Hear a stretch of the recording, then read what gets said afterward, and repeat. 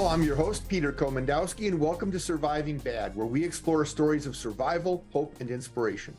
Today we talk about a killer that's unleashed in Iowa, Kratom. Labeled unsafe and ineffective by the Mayo Clinic, it has dangerous side effects, including death, and is readily available in Iowa. Doug Gethman lost his son to kratom poisoning and is trying to understand how potentially deadly a substance like kratom can be so easily available and how people can be so uninformed. And joining us is Mike Rosga, who has himself suffered a loss of his son to a dangerous, previously easily available substance called K2 or synthetic marijuana. And he understands Doug's pain and frustration. Welcome, gentlemen, to the show. And Doug, let's start with you. Tell us a little bit about why you're here today.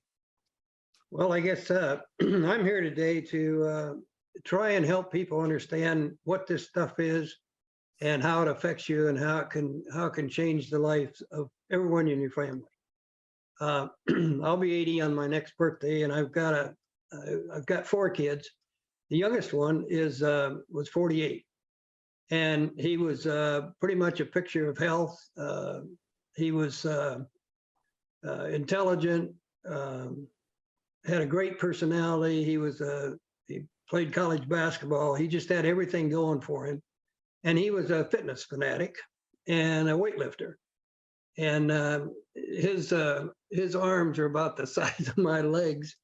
And to look at him, you'd think he was the healthiest guy on the planet.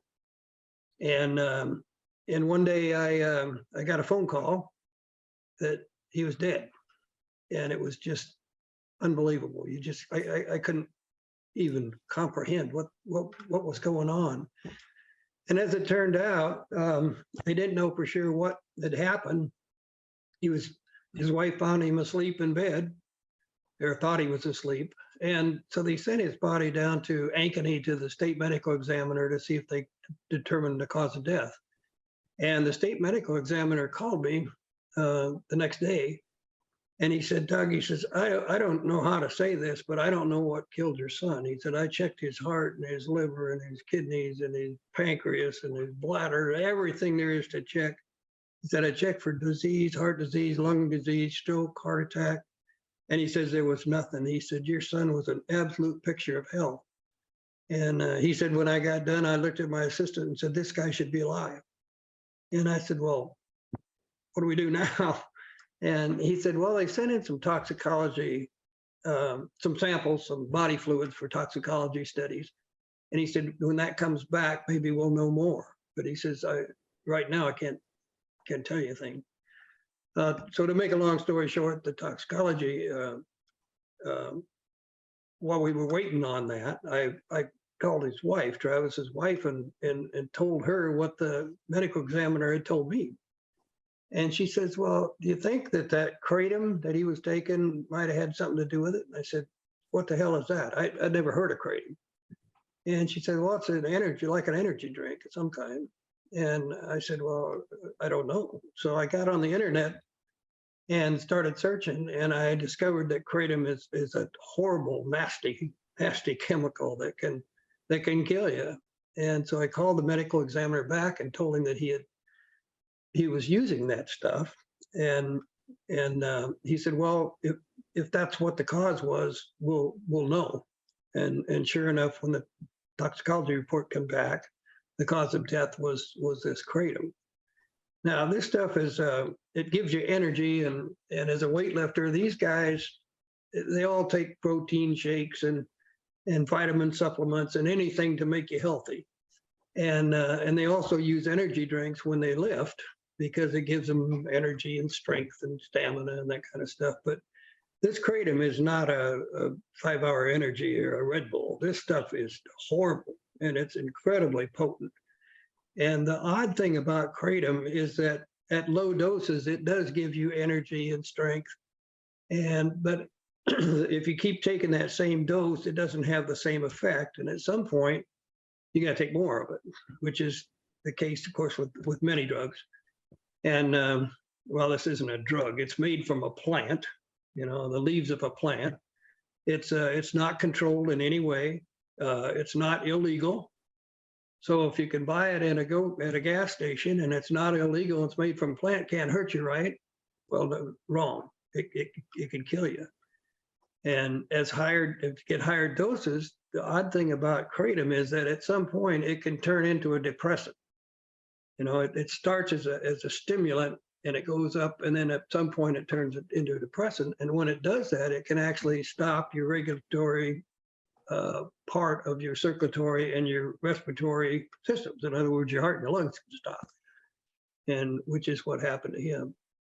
And so a substance that I had never even heard of, and I'm sure he wasn't at all aware of the dangers of this stuff. Went from one day you're just fine and the next day you're dead. So, and to make one thing clear, is that toxicology report showed that he had no other drugs in his system. Right. This was just kratom. So they can't blame it on anything else. No, nothing else. There's no other cause. Well, that's a terrible shock. We're going to take a short break. And when we come back, we'll continue our conversation with Doug and Mike. See you all after the break. You don't want to miss this.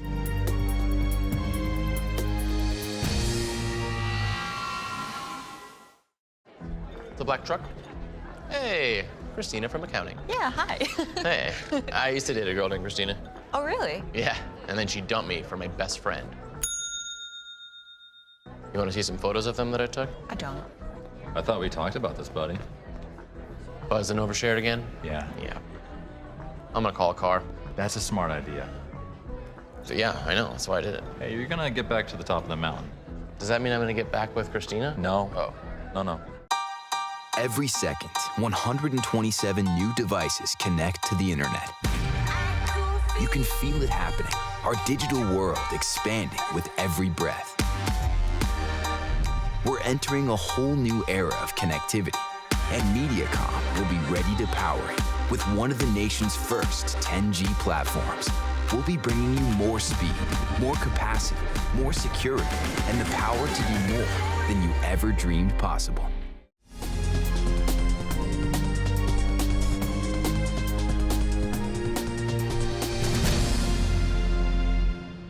Welcome back to Surviving Bad. We're talking about kratom, the risks, and the ironies that allow a proliferation of a dangerous substance without regulation. Mike, you've been through this. You lost a son to something called K2. There were no regulations. It was sold in gas stations and all over the place.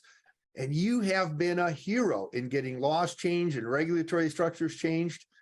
And here we are, a few years in the future, and now we have other drugs like kratom sort of following the same path with huge amounts of risks. What are your thoughts about this? Yeah, it's really sad. First, thanks for having me on, Peter. But yeah, we kind of keep replaying the same songs, so to speak, with just different substances, and it's very frustrating that we need to keep going back and kind of refighting the same battles. We saw the same thing very early on with synthetic cannabinoids when there were certain substances that they were using. We had some success in getting those banned, and then they very quickly changed the formulations. And so it's kind of the drug du jour of whatever it is, and it's very frustrating. That's you mentioned that the drug du jour. There is so much effort placed on people selling these things to represent falsehoods. Like, it'll make you feel younger, it'll improve your sex drive, it'll make you happy, it'll make you stronger. And you'd think that a regulatory system and a legislature that could find a way to ban books in a library based on negative results in the future could find a way to ban substances like this. What do you think is the sort of breakdown in attacking this? I mean, what kind of hope can we give to Doug in the work he's doing to try and make people aware of these risks, that there could be an outcome in the future that will protect Iowa kids and adults? It's really tough. We live in an environment today where we don't see marijuana as a drug. We call it medicine. And to me, looking back through my life, I just find that very ironic. And that's what I think one of the issues is with Kratom is that it is a plant substance. And there are folks out there, there are legislators out there that believe that because it's natural, because it's grown in the ground, that we should just let whatever happens. And the people that are in favor of legalization of marijuana, not even just for medical purposes, just outright legalization, are also the same people that are going to jump real hard on anybody trying to ban or do anything with Kratom. There's some very evil people in this world. And there are also some, I hate to say it, but there's some ignorant people that just don't know any better. As these substances come out, unfortunately, we don't find out about them until something horrible happens. And that's Doug's story. To think that you could go into a store, a gas station, whatever you want to call it, and purchase something that's going to kill you. We assume that those things are not going to happen because society is looking out for us, and the reality is there's a lot of folks that are more interested in padding their pocketbooks, whatever the outcomes. Yeah, one thing that we've looked at in researching this, first I researched the product, and let's go to one very reputable source, the Mayo Clinic.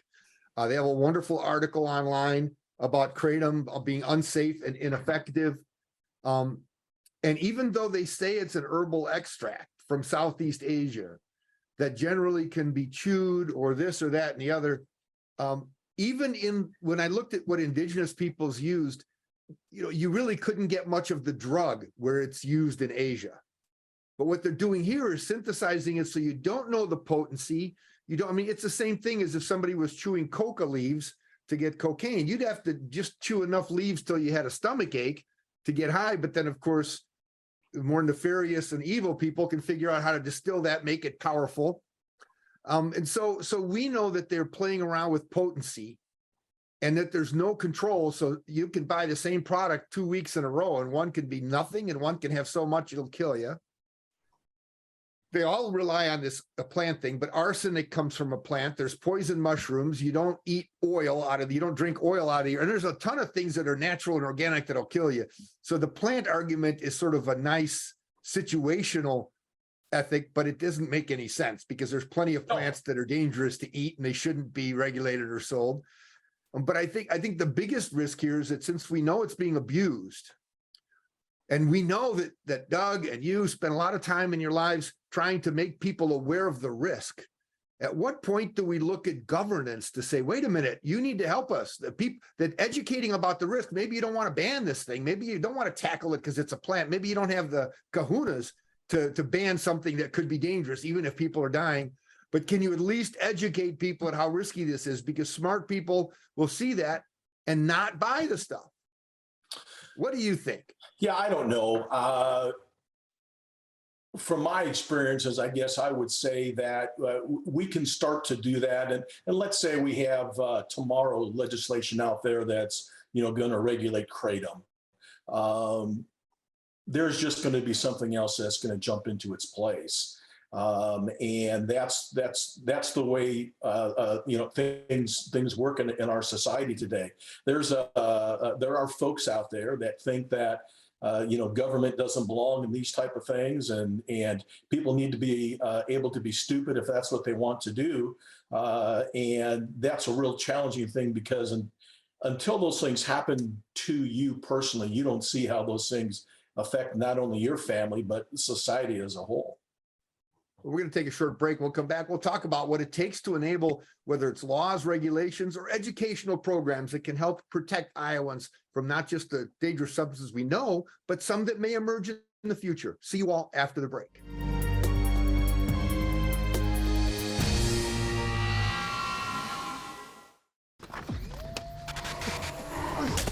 Multiple studies have shown that marijuana can slow both driver reaction and response time, which can be really dangerous. He's here. He's here. Wait. What? I can't drive. Why? I'm high. Oh.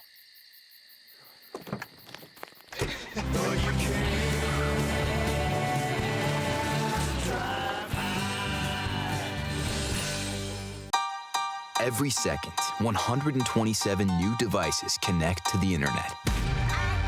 You can feel it happening, our digital world expanding with every breath. We're entering a whole new era of connectivity, and MediaCom will be ready to power it with one of the nation's first 10G platforms. We'll be bringing you more speed, more capacity, more security, and the power to do more than you ever dreamed possible.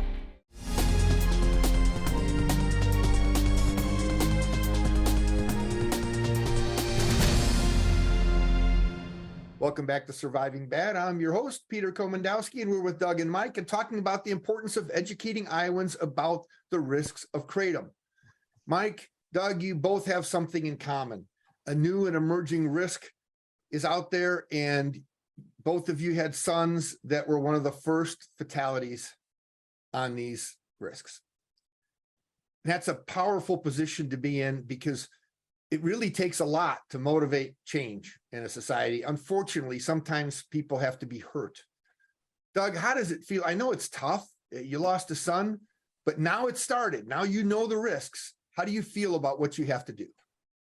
Well, it's a little frustrating, I guess. Mike brought up the topic that if you get a hold of one problem and squeeze it out, then another one comes up. And after that, another one. And the wheels of government turn so slow that you can't say, okay, we got a problem here, let's get rid of it, and bang, it's gone.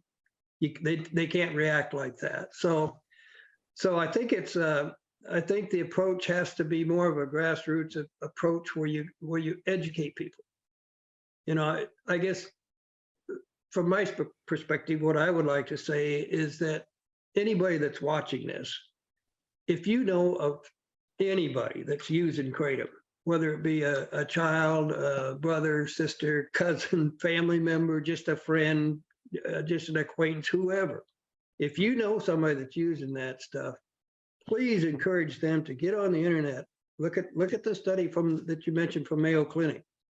Look at all the information on the internet that will tell you how horribly destructive this is. And don't listen to the friends at the gym like my son did. Oh, he went down the gym one day and they said, hey, there's some great stuff. It'll give you more strength. You can lift more weight, do more repetitions, and you won't have any pain. And that alone should be a trigger. You know, pain is an indicator that you need to quit. You know, if you're lifting so much weight that it's really hurting, then you shouldn't be doing that. And a substance like Kratom will hide that pain. And so it's just on every level, it's a horrible, horrible, horrible substance. And I think if we could get people to understand that and spread the word, just word of mouth, may be our best choice, because I don't think we can count on government to solve all our ills.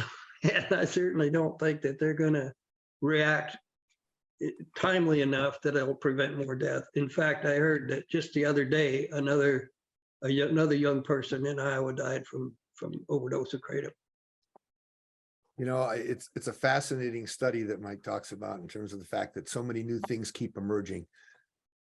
I wonder, would it be possible to educate Iowans, young and old alike, that before you try something, anything new or anything that's promised, would it be wise to call a doctor or the Poison Control Center in Iowa and ask them?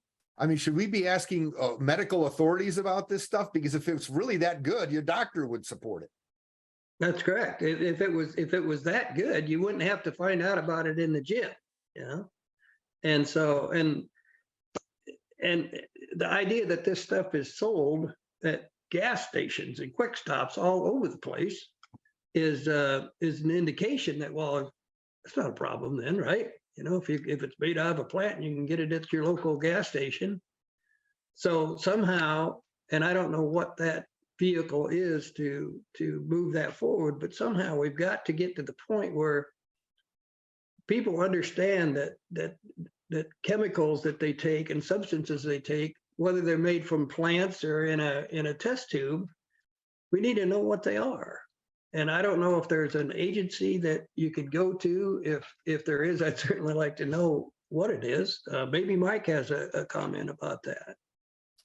Well, one thing, Mike, I want to ask you about, because what we see with Kratom is, as we know, a ton of alcohol and tobacco products are all sold at these quick marts, the gas stations. And this is where the first products, that's the first places K2 and stuff were sold. And then when they get a little, they're out there in front of people in a footprint. Do you see history repeating itself, Mike? Oh yeah, you do. That's certainly the irony of it. The thing that I picked up from somebody else, and I don't remember who it was, but one of the things that we spoke of as we were speaking to schools and communities and others was do not inhale, do not inject, do not ingest anything that you don't know what it is, and that's really the only safe way to do those things. Culturally today, our society, there's this drives to be the best. And you see it in your professional athletes that are using steroids and other substances and so forth. And there's risks associated with all those different things. But I hate to say it, but there's something particular about young males. And I don't want to call them stupid, but they can be stupid. And my son did a very dumb thing one day, and it cost him his life. So our goal at that point in time was to try to make sure that did not happen to other families. And unfortunately, while you can make a difference, there's always people that are not going to listen, and there's always somebody else out there that's willing to sell something else for their own personal gain. Thank you so much. We're going to take a short break and then invite Dave and Mike back to share some final comments, insights, and inspiration, things that may be important. You don't want to miss this. See you all after the break.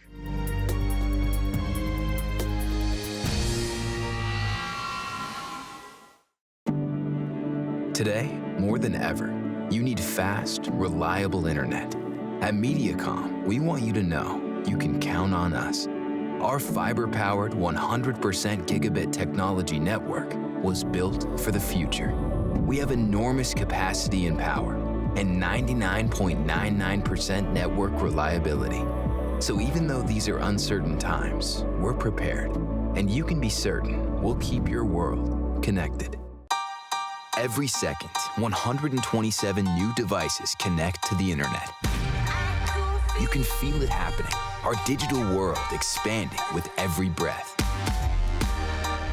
We're entering a whole new era of connectivity, and MediaCom will be ready to power it with one of the nation's first 10G platforms. We'll be bringing you more speed, more capacity, more security, and the power to do more than you ever dreamed possible. The black truck? Hey, Christina from accounting. Yeah, hi. Hey, I used to date a girl named Christina. Oh, really? Yeah, and then she dumped me for my best friend. You want to see some photos of them that I took? I don't. I thought we talked about this, buddy. Buzz and overshared again? Yeah. Yeah. I'm gonna call a car. That's a smart idea. So yeah, I know, that's why I did it. Hey, you're gonna get back to the top of the mountain. Does that mean I'm gonna get back with Christina? No. Oh. No.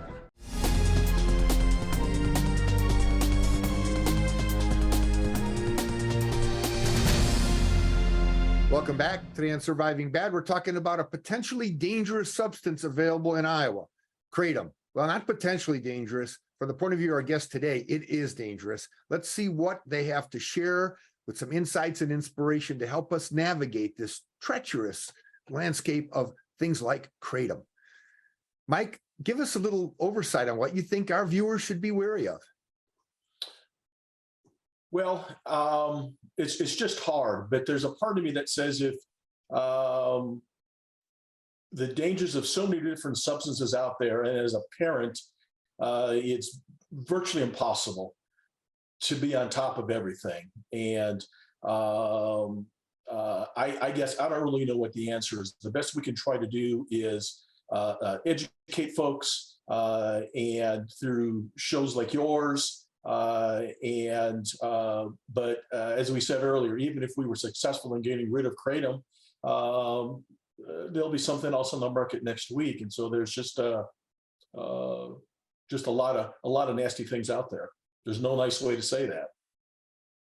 And Doug, this is a sad journey for you, but it's an important one. What would you like to share with our guests to leave with some final thoughts here today?